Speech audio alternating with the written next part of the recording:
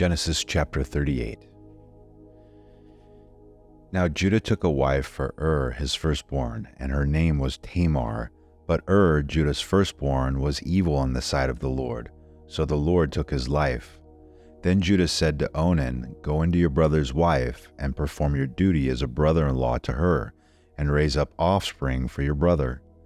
Onan knew that the offspring would not be his, so when he went into his brother's wife, he wasted his seed on the ground in order not to give offspring to his brother. But what he did was displeasing in the sight of the Lord, so he took his life also. Then Judah said to his daughter-in-law Tamar, "Remain a widow in your father's house until my son Shelah grows up," for he thought, "I am afraid that he too may die like his brothers." So Tamar went and lived in her father's house. Now after a considerable time, Shua's daughter, the wife of Judah, died. And when the time of mourning was ended, Judah went up to his sheep shearers at Timnah, he and his friend Hira the Adulamite. It was told to Tamar, "Behold, your father-in-law is going up to Timnah to shear his sheep."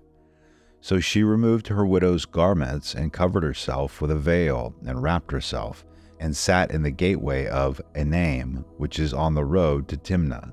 For she saw that Shelah had grown up, and she had not been given to him as a wife.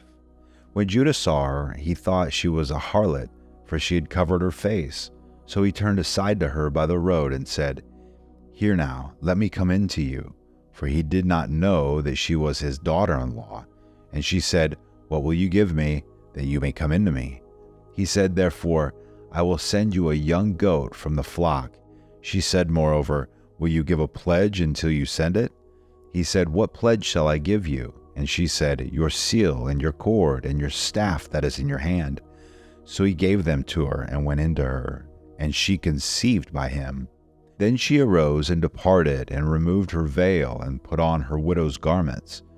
When Judah sent the young goat by his friend the Adulamite to receive the pledge from the woman's hand, he did not find her. He asked the men of her place, saying, "Where is the temple prostitute who was by the road at Enaim?" But they said, "There has been no temple prostitute here." So he returned to Judah and said, "I did not find her, and furthermore, the men of the place said, 'There has been no temple prostitute here.'" Then Judah said, "Let her keep them, otherwise we will become a laughingstock. After all, I sent this young goat, but you did not find her." Now it was about 3 months later that Judah was informed, "Your daughter-in-law Tamar has played the harlot, and behold, she is also with child by harlotry." Then Judah said, "Bring her out, and let her be burned." It was while she was being brought out that she said to her father-in-law, saying, "I am with child by the man to whom these things belong." And she said, "Please examine and see whose signet ring and cords and staff are these." Judah recognized them and said, "She is more righteous than I, inasmuch as I did not give her to my son Shelah." And he did not have relations with her again. It came about at the time she was giving birth that, behold, there were twins in her womb.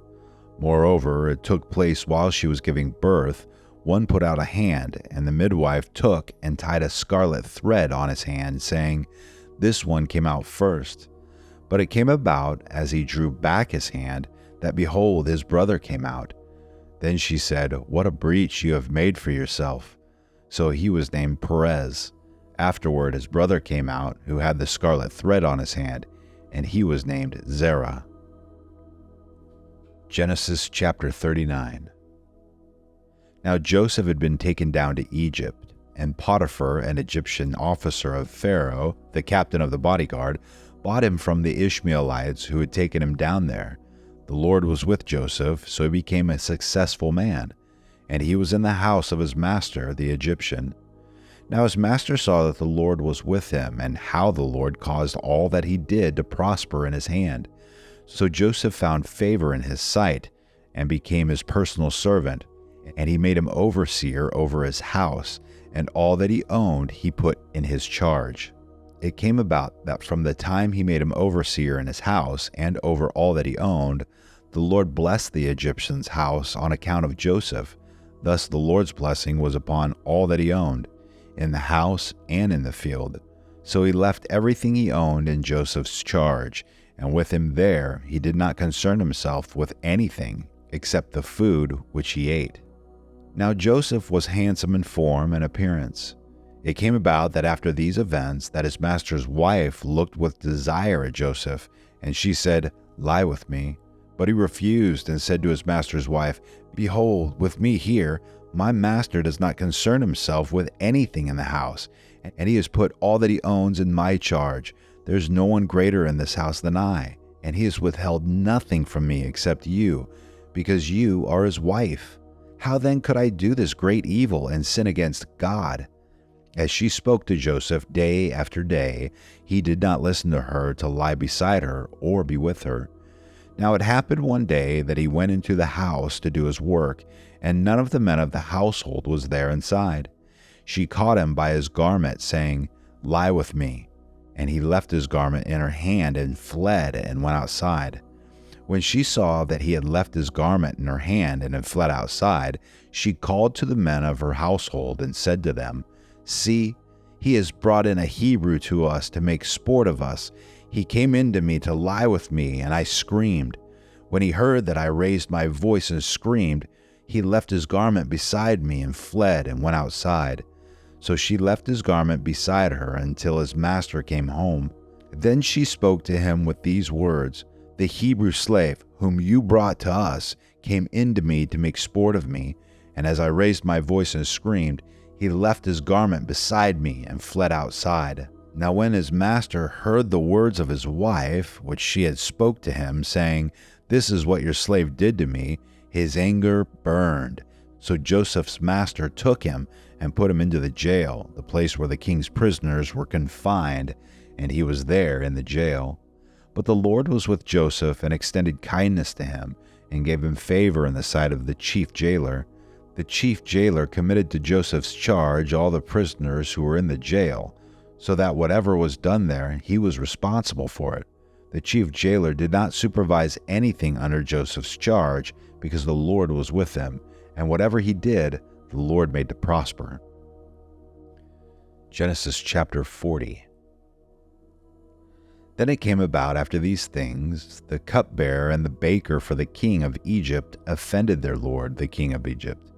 Pharaoh was furious with his two officials, the chief cupbearer and the chief baker. So he put them in confinement in the house of the captain of the bodyguard, in the jail, the same place where Joseph was imprisoned. The captain of the bodyguard put Joseph in charge of them, and he took care of them, and they were in confinement for some time. Then the cupbearer and the baker for the king of Egypt, who were confined in jail, both had a dream the same night, each man with his own dream, and each dream with its own interpretation. When Joseph came to them in the morning and observed them, behold, they were dejected. He asked Pharaoh's officials who were with him in confinement in his master's house, "Why are your faces so sad today?" Then they said to him, "We've had a dream, and there is no one to interpret it." Then Joseph said to them, "Do not interpretations belong to God? Tell it to me, please." So the chief cupbearer told his dream to Joseph, and said to him, "In my dream, behold, there was a vine in front of me, and on the vine were 3 branches, and as it was budding, its blossom came out, and its clusters produced ripe grapes. Now Pharaoh's cup was in my hand, so I took the grapes and squeezed them into Pharaoh's cup, and I put the cup into Pharaoh's hand." Then Joseph said to him, "This is the interpretation of it. The 3 branches are 3 days. Within 3 more days, Pharaoh will lift up your head and restore you to your office, and you will put Pharaoh's cup into his hand according to your former custom when you are his cupbearer. Only keep me in mind when it goes well with you, and please do me a kindness by mentioning me to Pharaoh and get me out of this house. For I was in fact kidnapped from the land of the Hebrews, and even here I have done nothing that they should have put me into the dungeon." When the chief baker saw that he had interpreted favorably, he said to Joseph, "I also saw in my dream, and behold, there were 3 baskets of white bread on my head, and in the top basket there were some of all sorts of baked food for Pharaoh, and the birds were eating them out of the basket on my head." Then Joseph answered and said, "This is its interpretation. The 3 baskets are 3 days. Within 3 more days, Pharaoh will lift up your head from you and will hang you on a tree, and the birds will eat your flesh off of you. Thus it came about on the 3rd day, which was Pharaoh's birthday, that he made a feast for all his servants. And he lifted up the head of the chief cupbearer and the head of the chief baker among his servants. He restored the chief cupbearer to his office, and he put the cup into Pharaoh's hand, but he hanged the chief baker, just as Joseph had interpreted to them. Yet the chief cupbearer did not remember Joseph, but forgot him.